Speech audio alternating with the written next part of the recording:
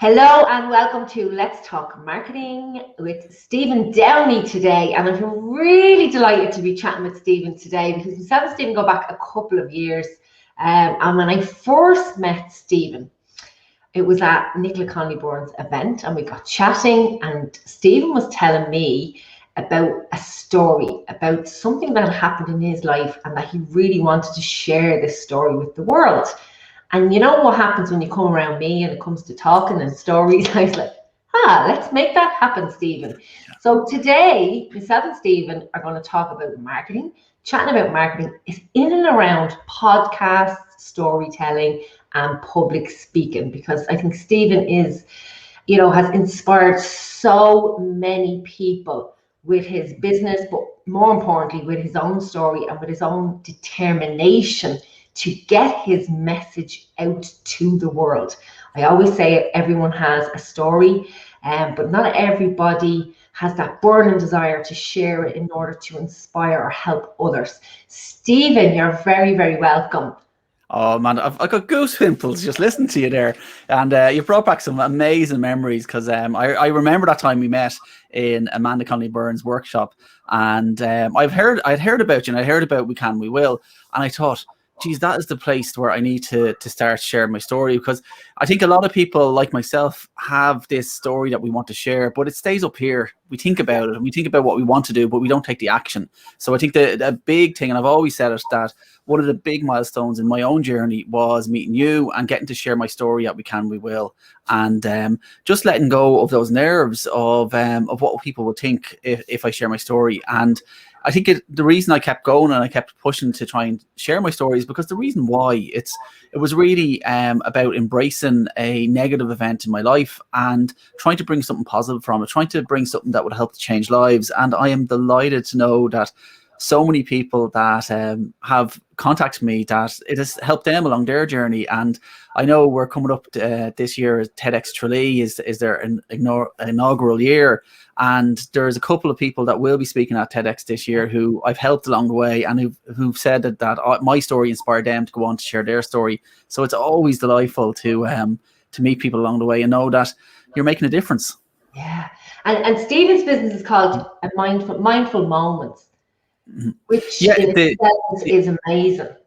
Yeah, so it's all around. Well, the podcast itself, it's actually Mindful Living Guide is what it's about, but it is all about moments. It's all about appreciating those little moments in life. And the one that you're alluding to is about an event that happened in my life in 2014, and it turned out that a simple moment at a party turned out to be the last ever family photo that my family had together. And unfortunately, my brother Mark passed away very suddenly in a road traffic accident just about 2 months after that. And I'm not going to get into the whole story because I've talked about this many, many times, and we want to talk about marketing today. If you do want to find out about it, if you look me up my TEDx, you'll see all about that.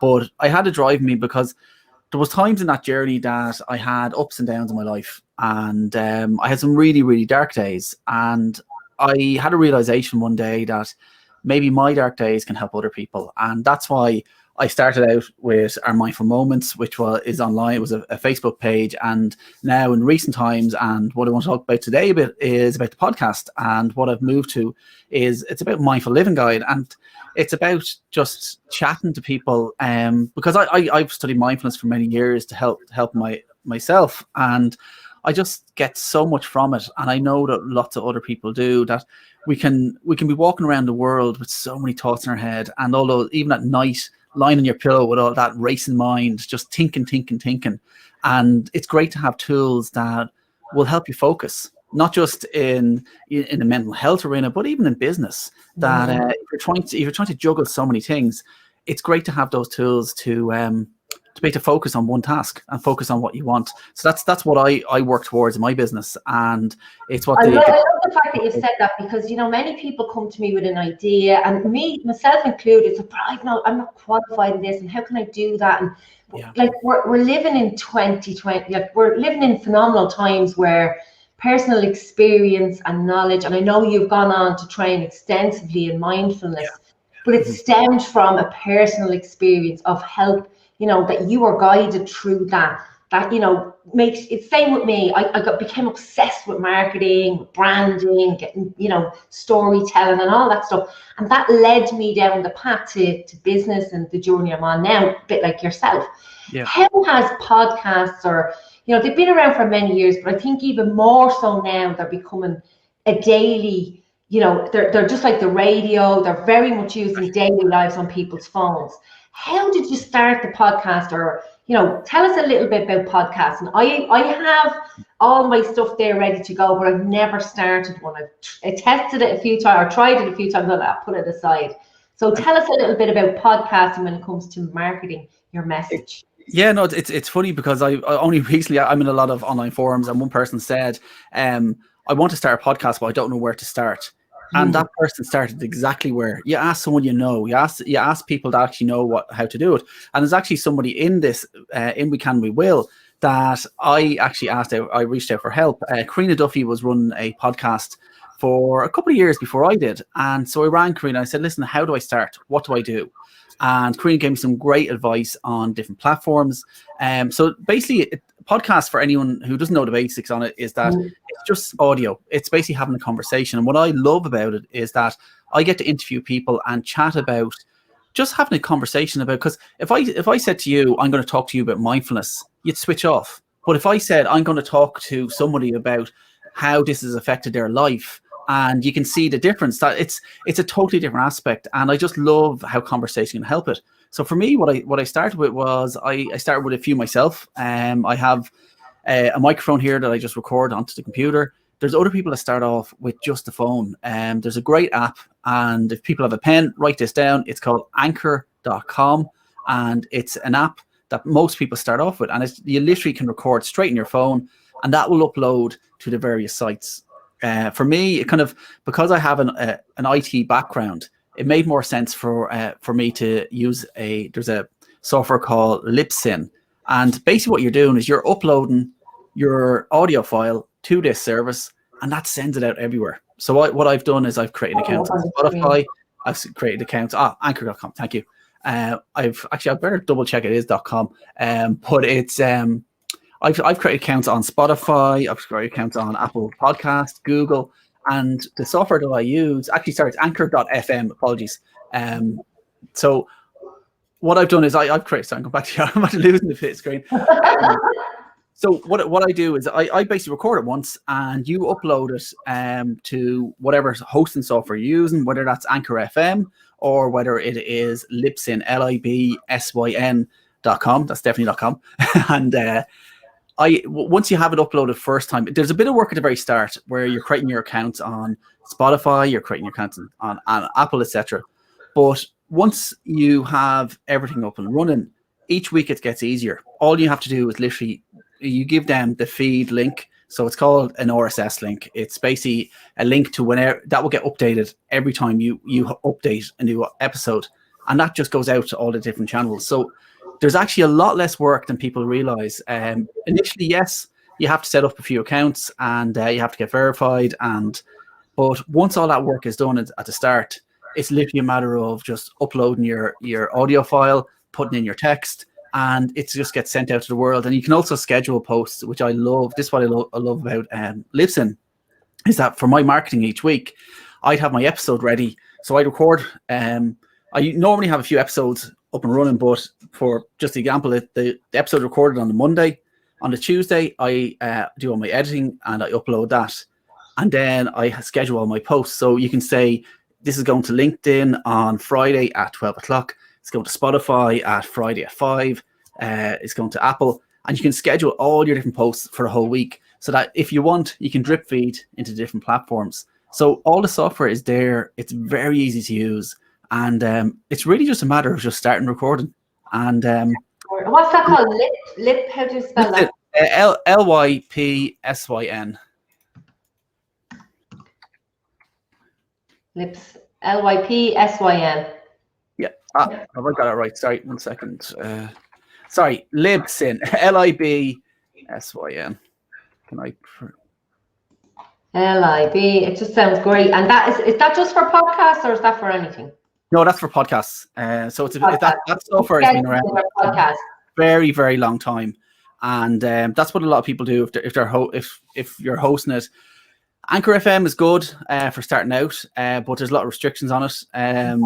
That they more or less own the episode, whereas this, I have a lot more control over it, and I can upload and update episodes. Like, for example, if recently one of my episodes, there was just a few things that somebody wanted to change on it, and I was able to update the audio file, go back onto the software, and that went straight back out. So anybody streaming it then was looking at the new version straight away, which is very, very, very useful. But that's definitely probably one of the best out there. There is loads more different ones popping up all the time, because podcasting is just getting more and more popular. Yeah, but what I loved about it is just the growth straight away. That's what I want to talk about in terms of growing your audience. I know you've done some phenomenal things. Yeah. So where are you at now with the podcast audience? I know you have a massive it's actually funny. One thing I want to talk about is Facebook and how I grew at the very start as well.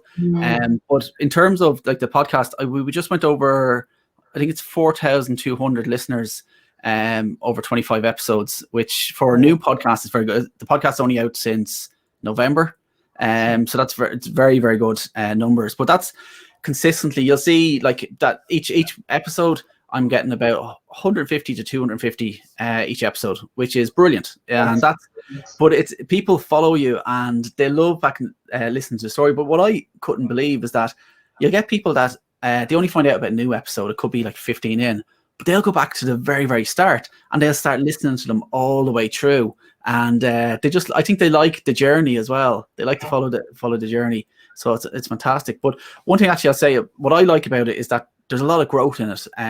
What I found over the years, I started my Facebook page in 2014 and it grew phenomenally. I'd say it went, in the first year and a half, it went to about 16 or 17,000 people. And that was purely true.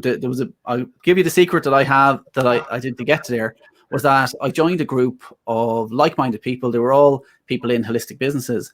And we simply just shared our posts. Now, I was very lucky that I was one of the minnows. There was people there with like a couple of 100,000, 1 million people in their group. And what was happening at the time is with Facebook, if something went viral, so we basically said, right, this is my post each week that I'd love to share. And people jumped on it. If it resonated with their page, they'd share it. But organic growth at that time in Facebook was off the charts. So if one page shared your thing, somebody else shared it, and it got bigger and bigger. But what's happening now, and I've noticed massively in the last 4 years at least, that Facebook has been restricting page growth. So if I want to share something, like if one thing with my podcast now, I'd actually share that on my personal page before I share it on my Facebook page, even though there's now 25,000 on my Facebook page. It doesn't have the traction that a personal post will have on Facebook. Unfortunately, if you're not paying, it doesn't get out there. I know, it's very disappointing with Facebook. It's extremely frustrating. I pay for ads for some of my episodes. I'd put ads out, but if I put out something without an ad, you could have 40 or 50 people see it. That's all out of like thousands, it's crazy. So it's kind of disheartening unless you're targeting specific people. And I'm sure there's people that specialize in Facebook marketing will tell you exactly how to get there, the voice out to them. But when you're a small business and you're starting to grow, it is hard that you have to pay to get there. It would be nice to be. Well, I think you've the right idea. It's not having all your eggs in one basket. You've got the podcast growing, growing people apart. I'm always saying this, I'm the Facebook queen. I love it. It's my office. But I'm always aware that I don't own Facebook. I don't control Facebook. So, getting in terms of marketing and, building your audience, capturing the email addresses or, capturing away from social media is where you're going to make your profit. It's where you're going to make it. It's funny you raised that, actually, because it's one thing I've been falling down on massively. And only this week, actually, I signed up to Active Campaign so that I would start capturing those email addresses and contacting people, because that's one thing that I'm not doing at the moment, which is silly. Like it's a no-brainer. Like it's about building those relationships. Building those relationships. Exactly. Yeah, so important. It is so important. But Like you've you got said, a good relationship within your group. yeah, actually, that's good. Yeah, no, I've built up a good group. There's a couple of hundred people in a small group, and that group is it's a real funny because I started it with no kind of intention. It wasn't about building the business. It was about just building somewhere, because what I was doing a few challenges for Facebook, all about just moments and just celebrating. It's all about like gratitude training and just learning to see those special moments in your life. But I wanted to give someone somewhere private that they could actually share them, because they don't want to share them on Facebook. They don't want everyone to see them. So that's where that group kind of grew from. And that's actually, groups are still one place where that do well on Facebook. That you will get that kind of traction on but it all goes down to one thing, comes down to engagement. That if you don't have the engagement in your group and you're not consistently talking to people, comments, likes, just chatting away to people, just being social, in your group, it's not going to have the same traction. You'll see it kind of dwindling a bit. And I kind of, at the moment, I'm kind of taking a step back actually from Facebook and from the group. And I've noticed straight away that posts aren't going out as much. You're not seeing as much, and people aren't inspired really. You need to keep inspiring people as well. So. Yeah. But I when it comes back to that, you have to, for tips for me, for people, I'm always saying to people, groups are definitely more productive. They're better use of your time than your page, definitely. But there is work involved, and it's a bit like the podcast. And I love what you said. It's that consistency of putting out the podcast. It's not, I put one out now and then it's gone. In anything you do in your marketing, there's three things that I'd like to say. It's one is have a clear purpose. Yes. Have integrity and honesty in what you're doing. Be transparent in what you're about, and be consistent and persistent. You can't grow 25,000 people the way we used to. And for me, it's about that deepening those relationships. It's not about growing your email marketing and grabbing all those email addresses to sell. It is about building those relationships. It's a bit like with the public speaking. It's all about the audience. It's not about you. And that's what I was going to say. Like, it's very important to think as well, because if I look at the numbers, and I was literally just looking at all the insights on my page, just so I could talk about this thing, and that because my growth was international, and I'd have a lot of people outside Ireland, but the most important people in that group and the people I want to keep that relationship with are the people in the demographic that I target and in Ireland, and UK as well. It's about making sure that you're very, very focused on exactly the type of people you want to talk about. So exactly what you said, it's all about the audience, and it's about those people that you're marketing to. So there's no point throwing the net out massively wide and trying to get everybody in it, because there is a certain need, and you'll see it in your page. You'll see the top people that your work resonates with. You'll see the people that really like what you do, and that's the people that you need to target and continue targeting, because that's where you're going to get the engagement, and that's where you're going to get the growth. Exactly. Thank you so much.